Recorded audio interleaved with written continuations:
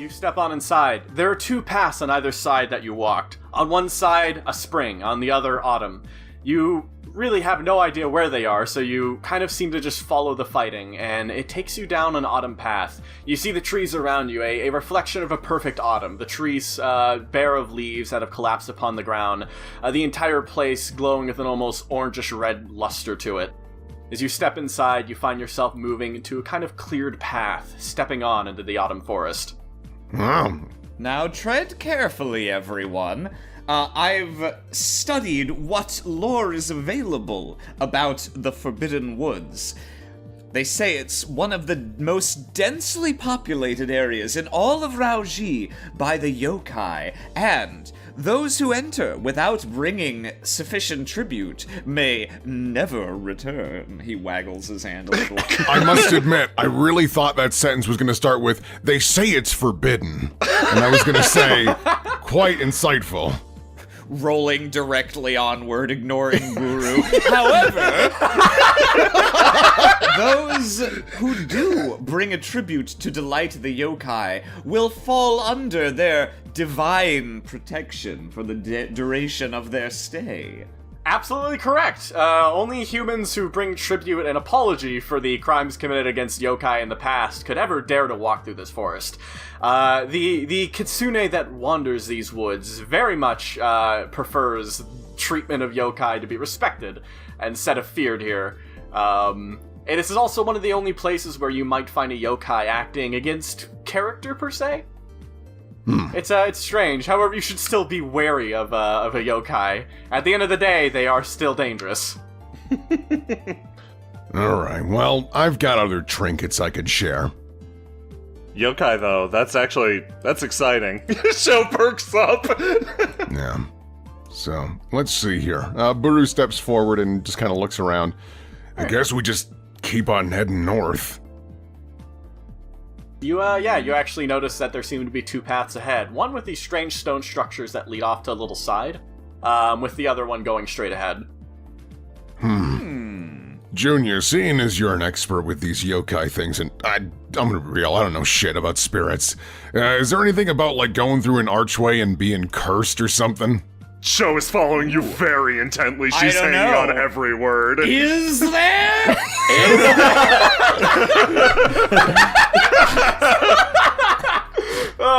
Say what you want to say. Well, what is Show doing? She is fascinated by whatever you're saying and doing right now. Well, you see, stepping underneath an arch is the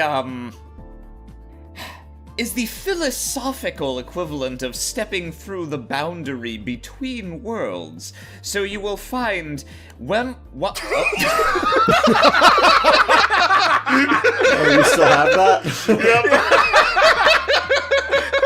If you step through the archway with the intent to enter, you will find yourself attuned to the yokai, and they to you. It's like walking in the front door of the inn. However, should your intent be to depart, stepping through an arch is surely the fastest way to remove yourself from their sight and presence and find your way home. So... Junior takes out a little bell. Ding-ling-ling. Coming in. You step on inside, and the moment you do, you notice a fire in front of you, and that fire just kind of seems to light up the very moment you step in. Love And- a reception. And from that last roll, I'll tell you, you recognize this yokai. It seems to flicker off and on again. It's a forest, it's like a side-trailed campfire, a forgotten thing. It seems to continue to pop in and out of existence over and over again, kind of flickering as you approach. Really you know hope these we things... don't run into Yeah. eyeball butthole samurai. Jingle jangle coming in. I'm with him.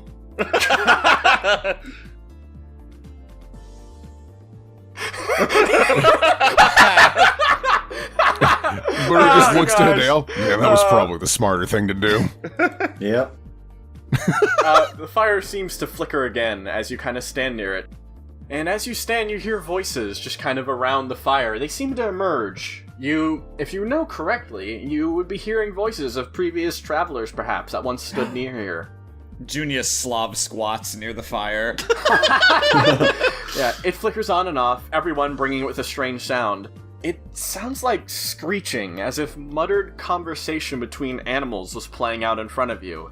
As this fire's flickering continues, so does the screeching. And you kind of feel it as this thing just kind of turns on and off. You feel presence, warmth, as if you have company with you, despite the fact that no one's here. Sho and Buru, you also feel this. Oh. But yeah, this kind of keeps going, and then suddenly the fire seems to flicker out completely, going blank and cold. And as the flame dies away, yet the screeching does not. It's at that moment you realize that the screeching isn't coming from the fire anymore. It's coming from all around you now. The trees seem to shake as the wind blows, and as that happens, you look and... Junia, you notice it first. As you're most in tune with the area, you actually feel their presence. 6 of them. Only 6 are around, but they still have you surrounded. These entities, dark, foreboding, with just strange, almost rubbery skin, clothes that drip down with hay, and masks that seem to just hold menacing intent to them, with about 9 foxtails drifting down from the back of their head. As they look at you, you don't even need to talk to them. Though you would like to, something is very wrong. You can feel it. They're not abiding by custom. In fact, they're about to attack. You would violate the terms of sacred hospitality?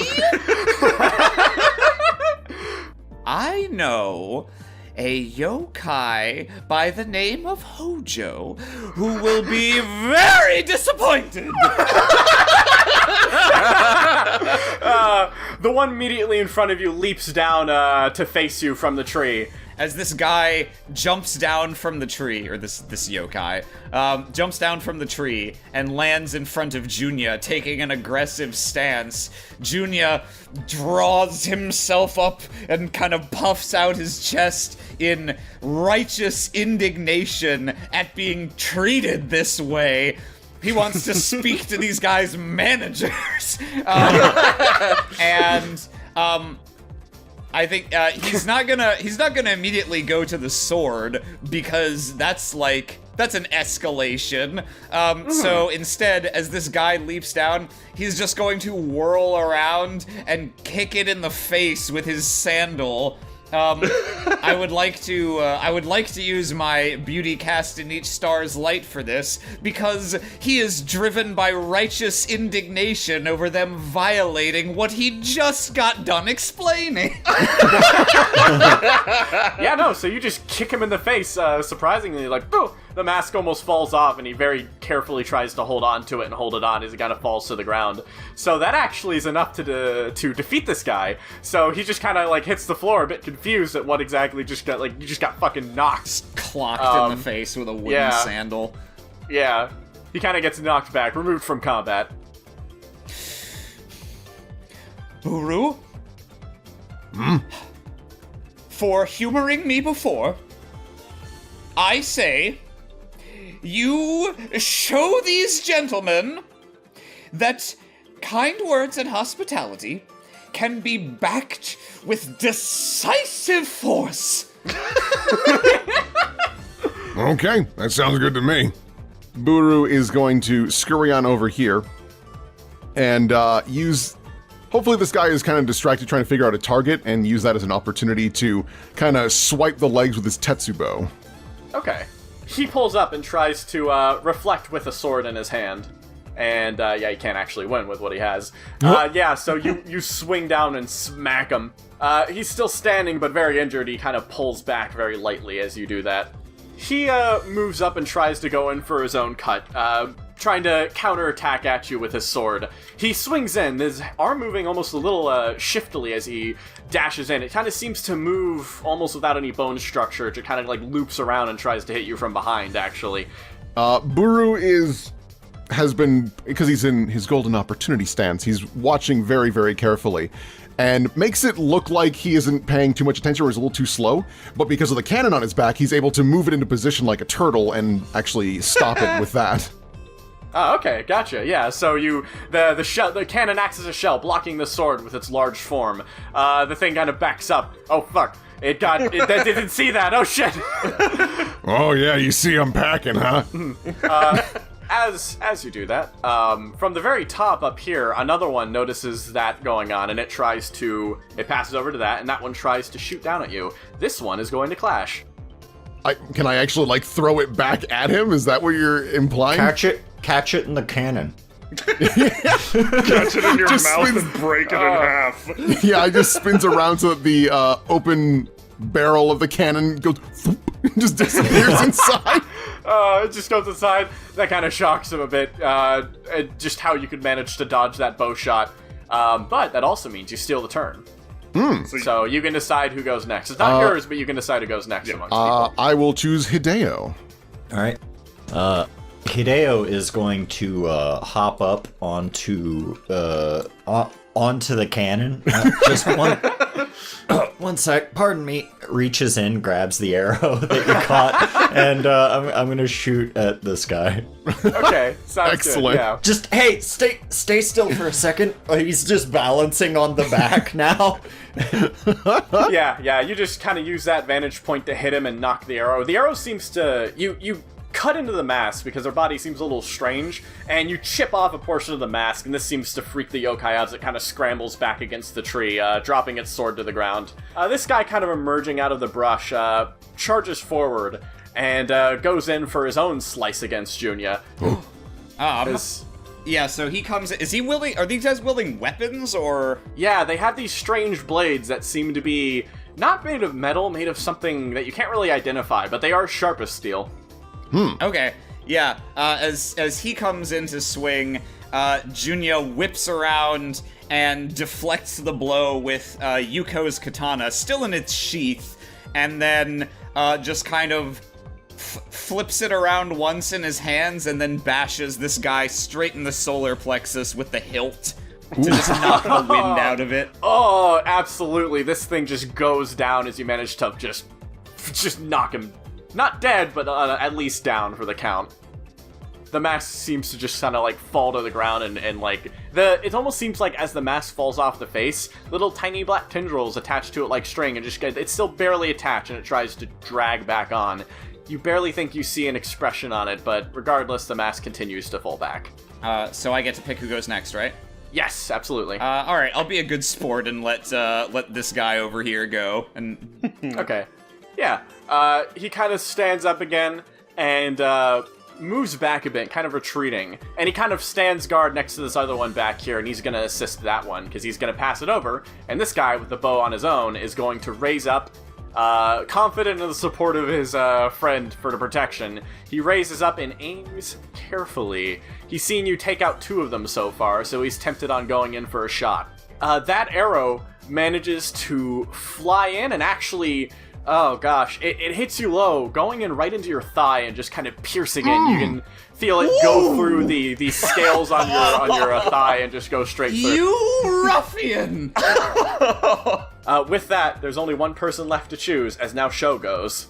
Yeah, so Sho's gonna take a step forward, and she's going to think back to their encounter with Hojo, and she remembers some of the strange mannerisms of the yokai, like being drawn to objects that are usually kind of unusual, but objects that Sho herself finds herself weirdly interested in. So she reaches into her pack and pulls out a jar of dead beetles.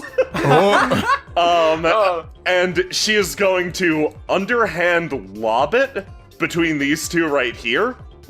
So that they look down, and then she's gonna pick up one of the burning coals from the fire and fastball special at this guy. Okay, yeah. You toss it in, and the beetles just crack on the floor, and they're like, what? And they just kind of look at it. The one with the sword kind of pokes at the beetles a bit with the sharp end of his blade, and then Which one do you want to hit with this? Let's hit this guy. Okay, suddenly a burning coal flies forward and smacks him in the face, and he just, the mask cracks, and he falls to the ground. You feel the singeing coals on your hand for just a second, and it burns a bit, but it also hurt the other guy more probably. As that happens, the others seem to kind of like, the ones that you have fought seem to now be getting ready to retreat. Their morale's about to break. The last one seems to be the man with the bow on the on this tree over here near you, Buru and Hideo. Oh, isn't there this fucker up here too? That fucker is getting ready to head out. Oh. Yo, I'm Yeah, gonna that head fucker out. got shot with an arrow. Yeah. You know what? That motherfucker shot Junia with an arrow. Sho, during her turn, is going to run over to Junia. You ready for a repeat of an old classic? Well, as you said, second verse, same as the first. This time, Sho is going to toss Junia at that man. Oh, change of formula. Excellent. Okay. Junia is thrown. How do you do this every time? I think he was like trying to kind of work, like unravel the arrow back out of him, the advantages of wearing fine silks, and was in the middle of that when suddenly he was bodily flung. So he is definitely not ready to act. He just basically falls on this yokai like a sack of spuds. Oh god, yeah, you do that. Ending in a reclined position on top of him. I think actually because of Sho, you weren't dealing to do damage, but you did it. You managed to... The projectile hits the yokai and he gets knocked flat as you just kind of like, now lounge upon him for a moment. Are they running or can I do a thing? They're gonna start running, but you can do a thing, Okay. yeah. Junior was gonna take out his yokai book and frantically flip through to see if he can find anything about this mysterious, like, black tentacular force holding these masks down. Is this a natural part of the yokai, or is this the foul work of the squid? That's an interesting one. Can you, You look at it, it doesn't seem to be the squid, for it lacks that putrid, pulling, and terrible nature of that. Yet as you flip, there seems to be no entry upon this strange being. This is something that is at least unobserved by the creators of this chronicle of yokai. My goodness. I stand here upon the cusp of human knowledge! This guy who was trying to scramble away suddenly feels your weight double over on him as you start to examine the yokai. No, he's like,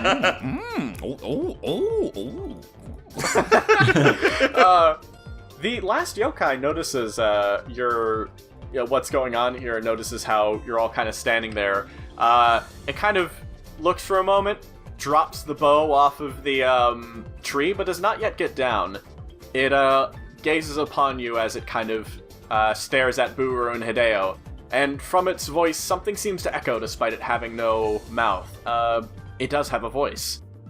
It stops and looks at you. You have not sought to kill any of us. Why is that? Oh, I must have missed. Buru, elbows Hideo. We thought it might be best to nullify the situation and talk it out. We have no interest in stirring up trouble with the spirits. This is your home, after all. We're just looking for someone in particular. And yet, earlier, your people attacked us when we came to tell you to leave. What sort of diplomacy is that? I guarantee you that those weren't our people, and we're trying to hunt them down and make amends for what they've done. Sho gets into a very low bow. I apologize for everything that's occurred the past however many days that this has been going on. We're here to try to rectify the situation, and we deeply apologize for anything that's happened here. He looks down at your assembled group, and kind kind of looking. He seems to ponder for a moment, and as he does that, another noise goes out. A far less deep and majestic voice. The sound of a fox screeching. It kind of echoes from him, and it's honestly a bit disconcerting because it doesn't sound quite right. It sounds a little distorted, twisted. Have you ever heard a fox? They sound not quite right. No, Distorted they sound and exactly. twisted. Yeah. Yep, exactly. And as that happens, however, you notice something else. A smaller form seems to emerge from the tree and scrambles up. It seems to go down and whisper something into this small little strange spirit fox's ear. As it does, the fox then jumps off and scrambles away into the woods, going and looking. As he turns, he looks. "We will grant you passage for now deeper into the woods. If you seek to stop yours, they head to the center." Thank you. Sorry, we're still a bit lost when it comes to this whole situation. How many were there? Do you know by chance? And what's in the center? Ooh, and if it's not a terrible imposition, while this discussion is ongoing, so as to not waste anyone's time on either side, if you could just hold very slightly still so that I may render your majestic form unto this parchment. He is very wonderfully posing up on here with his hair blowing in the wind. This is perfect sketching material. To further the understanding between our respective kind. He kind of looks. He doesn't really seem to, acknowledge that, but he keeps talking and answering the other question, which still gives you time. But yeah, he turns to answer the other question. 7 came who stank of ink, a dozen more who stank of the gods. Ooh, well, 7, huh? 7, Yes. you say? Yikes. 7. All of us make faces. He kind of looks amongst you. You seem confused. Who are yours? Hideo hops off the cannon. Really, there's only one that we for sure want to take back alive. He is a good man. Something's led him the wrong way. Kind of looks, and seeing your honesty, very well. We do not forget slights. However, it seems that you are unaffiliated with either of those cretins. You may pass for now. The man seems to, or you assume it's a man. You're not quite sure. It doesn't really seem to have any features like that. They kind of hop off and move underneath the branches, and along with them, the others kind of seem to go as well. And they all just kind of vanish beneath the trunks of the trees, kind of slipping away almost as invisibly as they appeared. And you're left vacant. Okay, well, at least we got a number now. It's a hell of a lot more than I expected. Yeah, this is bad. Said that there were 7? 7 arms. Whew, okay. That'll be... Oh, those cheaters! They've added one! Yeah, I was about to say, we already took care of 4. They can just make more? That's frustrating. That's bullshit, you know it. Well, the rat got us to kill 10, and I'm killing 10. On the bright side, if they're all assembled here, then we should be able to ascertain each and every one of their identities. That's true. Yeah, Worst there is comes to that. worst, we can always run. Actually, that makes me think. So, when we killed someone, clearly they were able to add more. If we captured these ones and locked them away, can she make more? Oh. Huh, good point. Maybe, yeah, so there can only be 10 at a time, huh? Okay. Exactly. We make a prison for them. Now, obviously, they're above average when it comes to strength, so we need a hell of a prison to do it, but... And this is complete conjecture, too, but man, that could really help if we could do that. Oh, it's so much harder to not kill people. Yeah. Take it from me, you'll learn. Take it from me, you won't. Sho looks down at Junior's drawing. Oh my god, that's fantastic. Well, that's actually pretty good. That's really You know, Do you like I gotta. the delicate contours of the mask? I don't know what a contour is, but yeah, it looks good. She looks back at the archway, then looks back at Junia. You know, I gotta hand it to you. You told us to do a thing, like be hospitable, apologize, and a bunch of other stuff. Scratches her head. Gave it a shot, and it just worked. So, like, good eye, good research. I should listen more. Buru gives a little jab in the shoulder. Yeah, good thinking. Well, the Yoshihara clan are renowned not merely for their administration, but for their diplomacy as well. We are, after all, one of Raoji's first and finest. Humble. Good job. She smiles.